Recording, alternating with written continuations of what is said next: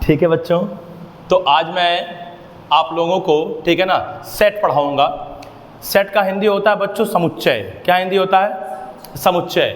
बच्चों ये 11th का पहला चैप्टर है, फर्स्ट चैप्टर। बच्चों क्या है कि इसके पहले हमने लिमिट पढ़ाया आप लोगों को, क्लास 10th का मैं ट्रायंगल पढ़ाया।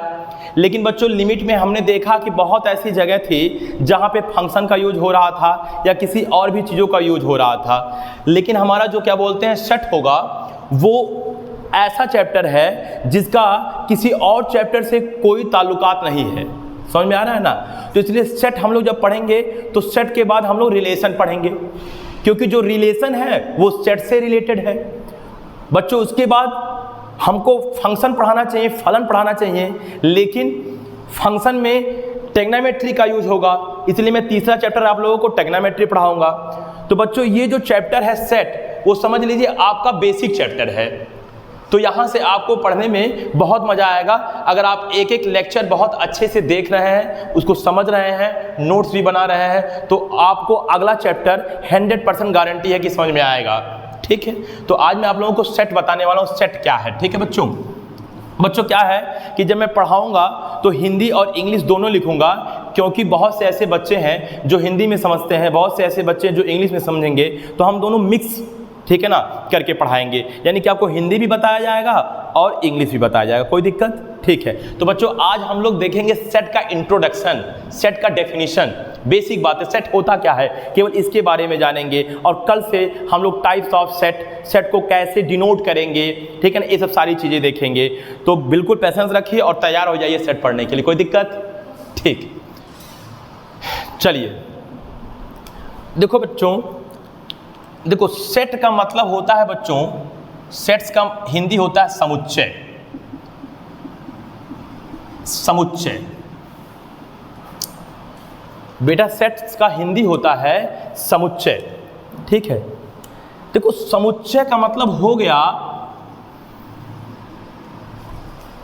वस्तुओं का संग्रह, यानी कि कलेक्शन ऑफ ऑब्जेक्ट। ठीक है ना, यानी कि सेट का मतलब बस इतना ही होता है, वस्तुओं का संग्रह। अभी और भी बातें मैं आपको बताऊंगा, लेकिन पहले आप इतना ही जानिए कि सेट का मतलब होता है वस्तुओं का संग्रह, यानी कि कलेक्शन ऑफ ऑब्जेक्ट्स। अब बच्चों ऑब्जेक्ट क्या होता है ये तो आप जानते ही होंगे, जैसे ये चेयर्स है, ठीक है ना, उसके बाद फिर क्या बोलते हैं टेबल है, आपका बुक्स है, पेन है, या कोई ज़रूरी नहीं है कि निर्जीव पदार्थ ही हो, सजीव पदार्थ, यानी कि क्या बोलते हैं मनुष्य भी एक प्रकार से अगर वस्तु ही मान सकते हैं। तो बच्चों सेट्स का मतलब होता है वस्तुओं का संग्रह। क्या होता है? वस्तुओं का संग्रह। लेकिन ऐसे वस्तुओं का संग्रह जो सुपरिभाषित हो, इसका मतलब वेल डिफाइन हो। वस्तुओं का संग्रह, लेकिन कैसे वस्तुओं का संग्रह पहले ये समझिए, ऐसी वस्तुओं का संग्रह जो सुपरिभाषित हो, सुपरिभाषित हो। इसका मतलब बच्चों जो आपका वेल डिफाइन हो, तो क्या हो बताऊं? वेल डिफाइन हो। ठीक है बच्चों, तो ऐसे वस्तुओं का संग्रह जो सुपरिभाषित हो, यानी वो जो वस्तुओं का आप एक संग्रह बना रहे हो, जो वस्तुओं का आप समूह बना रहे हो, जो ग्रुप बना रहे हो, वो वेल डिफाइन होना चाहिए। क्या होना चाहिए? अब बहुत से ऐसे बच्चे हैं जिनको वेल डिफाइन क्या होता है ये भी नहीं पता होगा कि वेल डिफाइन का मेरे कहने का क्या मतलब है। बच्चों आप बिल्कुल टेंशन ना लें, मैं आप लोगों को एक एक चीज, एक एक पॉइंट बताऊंगा कि वेल डिफाइन क्या है, कलेक्शन से क्या मतलब है, यानी छोटी छोटी जो बातें होगा मैं आपको वो भी बताऊंगा। और ऐसे धीरे धीरे जितनी भी मतलब क्या बोलते हैं बड़ी टॉपिक्स है आपको वो भी समझ में आएगा। तो आप बिल्कुल टेंशन ना लें। वेल डिफाइन, देखो वेल डिफाइन का मतलब क्या हो गया बच्चों? देखो बच्चों वेल डिफाइन का मतलब ये हो गया कि जिसमें सभी लोगों का ओपिनियन एक जैसा हो, वेल डिफाइन उसे कहते हैं। जिसमें अगर हमसे भी पूछा जाए कि ये चीज़ बताइए ऐसा है या नहीं है, तो मैं भी बोलूँ हाँ है, आपसे भी पूछा जाए तो आप भी बोलो हाँ है, किसी थर्ड पर्सन से पूछा जाए तो वो भी बोले हाँ है। ठीक है बच्चों, तो वेल डिफाइन का मतलब हो गया जिसमें हमारा आपका या किसी थर्ड पर्सन का, यानी कि समाज में जितने भी लोग हैं, अगर उनसे पूछा जाए तो सबका ओपिनियन एक जैसे हो। जैसे मैं आप लोगों को कुछ एग्जाम्पल के थ्रू इसे समझाऊंगा, क्योंकि बच्चों कोई भी चीज़ हमेशा एग्जाम्पल के थ्रू समझ में आता है। ज़्यादातर हमारा कॉन्सेप्ट एग्जाम्पल के थ्रू क्लियर होता है। जैसे बच्चों आइए मैं आप लोगों को कुछ एग्जाम्पल दे रहा हूँ। जैसे मैंने बोला कि क्लास में जितने भी स्टूडेंट पढ़ रहे हैं उसमें सबसे तेज स्टूडेंट का आप संग्रह बनाइए, एक कलेक्शन बनाइए। तो यह बात डिफाइन नहीं है, वेल डिफाइन नहीं है। क्यों? क्योंकि कोई भी बच्चा तेज हो सकता है और कोई बच्चा किसी क्वेश्चन में कमजोर भी हो सकता है। ये तो क्लियर नहीं ना है कि हाँ यही बच्चा तेज है। अगर वो बच्चा तेज है, हो सकता है उससे मैं कोई क्वेश्चन पूछूं और वो चीज़ें मतलब ना बता पाए, तो वहाँ पे कमजोर हो गया। जैसे मैं आप लोगों से बोलूं कि सबसे खतरनाक जानवरों का संग्रह बताइए, तो कौन सा जानवर खतरनाक है और कौन सा जानवर खतरनाक नहीं है, इसको आप बिल्कुल नहीं कह सकते हैं। कोई ज़रूरी नहीं है कि एक कुत्ता है तो वो क्या बोलते हैं खतरनाक नहीं है, कभी हो सकता है उसके दिमाग में आए वो किसी को काट ही ले। तो आप यानी कि जो मतलब क्या बोलते हैं खतरनाक जानवरों का संग्रह है वो आप क्या बोलते हैं वेल डिफाइन नहीं है। हाँ आप बोल सकते हो ये है, ये है, ये है, ये खतरनाक है, ये खतरनाक है, लेकिन आप क्लियर नहीं बोल सकते हो, ठीक है ना, कि यही खतरनाक है। अगला बच्चों जैसे मैं एक एग्जांपल लूँ आप लोगों के सामने कि भारत के पूर्व प्रधानमंत्रियों का संग्रह बनाइए। तो बताइए, ये एकदम वेल डिफाइन है कि भारत के पूर्व प्रधानमंत्री कौन कौन हैं। जितने भी लोग, ठीक है ना, प्रधानमंत्री पहले रह चुके हैं, हम उनका एक संग्रह, एक कलेक्शन बना सकते हैं। मैं बोल दूं भारतीय टीम में 10,000 रन से ज़्यादा बनाने वाले क्रिकेटर का नाम बताओ, तो वेल डिफाइन है ये चीज़ें कि हाँ सचिन तेंदुलकर हैं, सौरभ गांगुली हैं, फलानवा ढिमकवा ढिमका, आप नाम बता सकते हो, ये वेल डिफाइन है।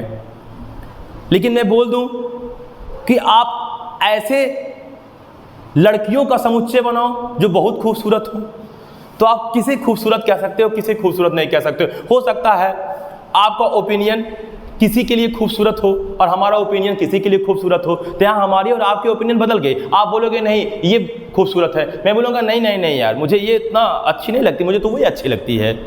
तो हमारा और आपका मत एक जैसा नहीं है। बात समझ में आ रहा है कि नहीं आ रहा है? ठीक है ना। तो वेल डिफाइंड का मतलब ये हो गया बच्चों जो एकदम सुपरिभाषित हो, यानी स्पष्ट हो, जिसमें हमारा आपका और अदर लोगों का सबका जो मत है वो एक जैसा हो। तो हमारा सेट क्या होता है? हमारा जो सेट होता है वह वस्तुओं का ऐसा संग्रह होता है जो सुपरिभाषित हो। जैसे भारत के पूर्व प्रधानमंत्रियों का समुच्चय, भारत के पूर्व प्रधानमंत्रियों का संग्रह। तो भारत के पूर्व प्रधानमंत्रियों का अगर आप संग्रह बनाओगे, एक कलेक्शन करोगे, एक नाम लोगे, तो मैं भी वही बताऊंगा जो प्रधानमंत्री पहले के हैं। आपसे भी पूछा जाए, अगर आपको नॉलेज है तो आप भी वही बोलोगे। किसी भी से भी पूछा जाए तो भारत के उन्हीं प्रधानमंत्रियों का, माने उन्हीं लोगों का नाम बताएंगे जो पूर्व प्रधानमंत्री है। ऐसा नहीं है कि हमारा संग्रह कुछ अलग आएगा, आपका संग्रह कुछ अलग आएगा। तो ये चीज़ वेल डिफाइन है। बात समझ में आया कि नहीं है? तो बच्चों क्या है, आप सेट क्या होता है ये बात तो आप जान गए होंगे। तो अभी मैं सेट का डेफिनेशन और मैं कुछ क्वेश्चंस लिखूंगा जिसमें आपको बताना होगा कि यह जो मेरा संग्रह है वह सेट है अथवा नहीं है। आपको देख के बताना होगा। आप उस संग्रह को देखोगे और बोलोगे कि हाँ हाँ ये सेट है। जिसको लगेगा कि नहीं यार ये वेल डिफाइंड नहीं है, उसे बोल दोगे सेट नहीं है।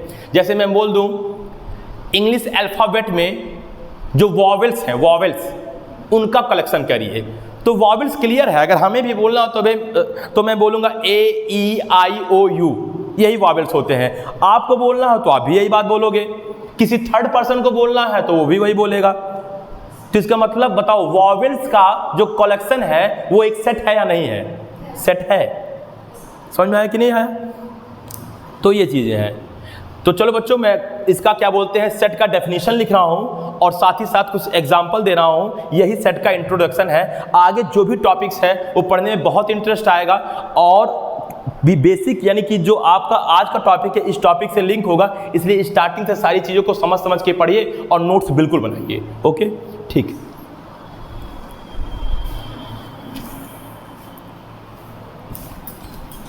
देखो बच्चों, इधर देखो सब लोग। बेटा तो मैंने आप लोगों को यहाँ पे देखो सेट्स यानी कि जिसका हिंदी समुच्चय होता है उसका मैंने डेफिनेशन लिखा। देखो डेफिनेशन क्या कह रहा है, डेफिनेशन वही बात कह रहा है जो अभी कुछ देर पहले मैंने आपको समझाया। ऐसे वस्तुओं का संग्रह, बेटा इसका मैं इंग्लिश में लिख दिया हूँ, ठीक है ना, यानी कि कलेक्शन जो सुपरिभाषित यानी कि वेल डिफाइंड हो, सेट कहलाता है। यानी कि हमको ऐसे चीज़ों का कलेक्शन करना है जो सुपरिभाषित हो। मैं कुछ एग्जाम्पल के थ्रू नीचे लिखा हूँ, आपको बच्चों बताना है इसमें कौन सा संग्रह सेट है या कौन सा संग्रह सेट नहीं है। ये बहुत आसान बात है बच्चों, आज का जो इंट्रोडक्शन है, लेकिन आगे बहुत इंटरेस्टेड चैप्टर है। ओके बच्चों, देखो कह रहा है identify the following collection whether they are set और नॉट। इसका मतलब ये हो गया कि आपको नीचे जो एग्जाम्पल दिए गए हैं, जो कलेक्शन है, आपको बताना है ये सेट है या नहीं है। बच्चों इसके लिए सबसे पहले आप क्या करोगे, देखोगे जो संग्रह है वो वेल डिफाइन है कि नहीं है, यानी कि हमारा आपका सबका जो उसके प्रति राय है, जो मत है, जो आपका ओपिनियन है वो एक जैसा है कि नहीं। चलो आइए देखते हैं। पहला देखो क्या कह रहा है, इंग्लिश अल्फाबेट में वॉवेल्स का संग्रह। बच्चों चाहे वो मैं हूं, चाहे वो आप हो या कोई भी हो, अगर इंग्लिश अल्फाबेट में वॉवेल्स पूछा जाए, अगर आपको नॉलेज है तो आप 100% यही बोलोगे कि sir A E I O you. इसमें हमारा आपका सबका मत एक जैसा होगा, राय एक जैसा होगा, ए ई आई ओ यू। बच्चों तो इसका मतलब बताओ, अब बताओ ये वेल डिफाइन है कि ए ई आई ओ यू ही वॉवेल्स होते हैं। अतः बच्चों ये क्या है बताओ, एक ठीक है, एक सेट है। आइए बात करते हैं दूसरा, क्लास में इंटेलिजेंट स्टूडेंट्स का संग्रह। बच्चों क्लास में बहुत से स्टूडेंट्स आपके नज़रों में पढ़ने वाले होते हैं, ऐसी बात नहीं है, लेकिन हम ये गारंटी नहीं कह सकते कि यही स्टूडेंट सबसे तेज है या ये स्टूडेंट सबसे तेज है। ये कोई मतलब क्या बोलते हैं, लॉजिक नहीं हुआ, ये कोई बात नहीं हुआ। हो सकता है बच्चा किसी क्वेश्चन में तेज है, कोई क्वेश्चन में पूछ लूँ, कोई दूसरा आंसर दे दे, तीसरा क्वेश्चन में पूछूं, कोई चौथा बच्चा आंसर दे दे, तो हम कोई क्लियर कट बात नहीं बोल सकते हैं कि यही स्टूडेंट तेज है, बोलो। इसलिए हम इसका जो एक संग्रह है वह बना तो सकते हैं, लेकिन वो वेल डिफाइंड नहीं है, ठीक है, तो इसलिए यह सेट नहीं है। अब देखो बच्चों, 10 से छोटी सभी प्राकृतिक संख्याओं, जिसका इंग्लिश होता है नेचुरल नंबर्स का संग्रह। बच्चों हम लोग जानते हैं कि नेचुरल नंबर्स क्या होता है, जो काउंटेबल नंबर होता है, 1 2 3 4 5 6 7 8 9 10 11 12, ये सब हमारे नेचुरल नंबर्स है। 10 से छोटी नेचुरल नंबर बच्चों हम जानते हैं 1 2 3 4 5 6 7 8 9। तो बच्चों ये सब वेल डिफाइंड है कि नेचुरल नंबर यही है 10 से छोटी, 1 से लगा के 9 तक। तो बच्चों ये वेल डिफाइंड है, अतः ये जो आपका तीसरा क्या बोलते हैं एग्जाम्पल है वह सेट है। आइए बात करते हैं चौथे एग्जाम्पल का, डेंजरस एनिमल्स का संग्रह। बच्चों एनिमल्स तो मतलब क्या बोलते हैं, आपके नज़रों में हो सकता है कोई डेंजर ना हो, जैसे आपको लगे कि बिल्ली है वो डेंजर नहीं है, लेकिन इसकी क्या गारंटी है कि वो कब डेंजर हो जाएगा। तो हम कभी भी क्लियर नहीं बोल सकते हैं कि ये डेंजर है या डेंजर नहीं है। कोई भी एनिमल कभी भी डेंजर हो सकता है, इसलिए ये बात, ये जो कलेक्शन है वो क्लियर नहीं है, वह मतलब क्या बोलते हैं वेल डिफाइंड नहीं है, अतः यह सेट नहीं है। 2 से डिविजिबल संख्याओं का संग्रह, बिल्कुल बच्चों, जैसे अब 8 की बात करें, अगर हम 2 से, ठीक है बच्चों, अगर इसको डिवाइड करेंगे तो आ जाएगा 4, ठीक है बच्चों। लेकिन सपोज दैट हम कोई और भी संख्या ले रहे हैं, 11 ले रहे हैं, 2 से अगर मतलब क्या बोलते हैं डिवाइड कर रहे हैं तो वो डेसिमल में जाएगा। मतलब हमारा यहाँ डिविजिबल कहने का मतलब है कंप्लीट डिविजिबल, ठीक है ना, जो मतलब जिसको डिवाइड करने पर एक इंटीजर प्राप्त हो, ठीक है। तो 2 से डिविजिबल संख्याओं का संग्रह, कौन सा संख्या 2 से डिविजिबल है, कौन सा संख्या 2 से डिविजिबल नहीं है, ये बिल्कुल हम बता सकते हैं। तो बच्चों ये जो है हमारा क्या बताओ एक सेट है। बच्चों बात समझ में आया कि नहीं आया। तो ये मेरे जितने भी एग्जाम्पल्स हैं ये इसमें हम लोगों ने देखा कि कौन सा कलेक्शन सेट है या कौन सा कलेक्शन सेट नहीं है। बच्चों यह सेट का केवल एक इंट्रोडक्शन था, लेकिन सेट एक बहुत इंटरेस्टेड चैप्टर है जो आपको धीरे धीरे इस चीज़ का एहसास हो जाएगा। इसलिए पहले स्टार्टिंग में अगर सारी चीज़ समझ में आया है तो बहुत अच्छी बात है। आगे हम देखेंगे कि सेट को कैसे हम डिनोट करेंगे, कितने फॉर्म से डिनोट करते हैं, बाकी बहुत सी सारी चीज़ें हैं, यूनियन क्या होता है, इंटरसेक्शन क्या होता है, टाइप्स ऑफ सेट देखेंगे, तो बहुत सारी चीज़ें हैं। तो बच्चों बस आज के लिए बस इतना है, तब तक के लिए नमस्कार, फिर मिलेंगे चलते चलते, नाम तो सुना ही होगा, बाय, ठीक।